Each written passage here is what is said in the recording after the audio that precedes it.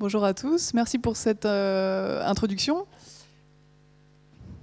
Alors, en 2017, la Charte des sciences et recherches participatives en France définit la recherche participative comme une forme de production de connaissances scientifiques auxquelles vont participer aux côtés des chercheurs les acteurs de la société civile, et ceci de façon active et délibérée. Pour que cela fonctionne, il faut que du côté des scientifiques, il y ait une mise à disposition que la démarche soit très rigoureuse pour assurer une certaine qualité des données récoltées et une méthodologie claire pour les participants. Et du côté des participants, il y a bien sûr c'est vraiment sur la base du volontariat, mais il faut que les participants comprennent bien tous les tenants et aboutissants du projet. Alors cette forme de production de connaissances pourrait s'appliquer à l'étude du bien-être équin. Donc le bien-être, c'est l'état mental et physique positif d'un animal qui lui est complètement propre.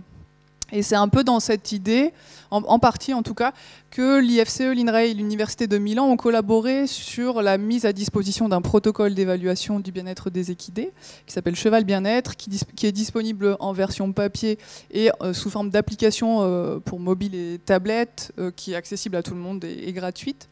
Ce protocole, il comprend une trentaine d'indicateurs d'évaluation que l'on connaît dans la littérature scientifique et qui sont répartis selon les 4 grands principes en couleur que vous voyez à l'écran.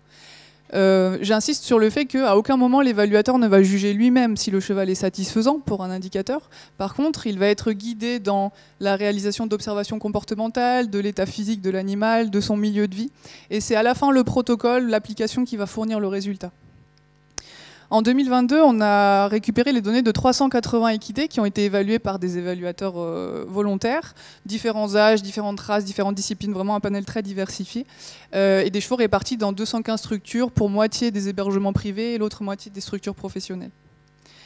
Les résultats montrent que 80 à 100% des équidés ont reçu à la fin une évaluation satisfaisante pour une grande majorité des indicateurs, avec toutefois 5 points d'attention que je vous laisserai aller découvrir directement sur le poster. Petit teasing. Les applications de ces données, elles sont assez nombreuses et intéressantes parce qu'on pourrait imaginer faire un état des lieux et un suivi de la population des chevaux en France, construire des typologies par exemple en fonction des types de structures, faire émerger les liens entre état de bien-être et mal-être et conditions de vie. C'est une question de recherche que l'on connaît bien, mais peut-être que de nouvelles hypothèses pourraient apparaître avec l'accumulation des données. Et bien sûr, améliorer en continu l'outil d'évaluation. Donc ce qu'il faut retenir, c'est que Cheval Bien-être, c'est un outil d'évaluation participative du bien-être des équidés qui a de nombreuses applications au fil des ans. Et donc je souhaiterais remercier les évaluateurs s'il y en a qui sont présents dans la salle. Pour les autres, n'hésitez pas à nous rejoindre. Et puis je vous remercie pour votre attention.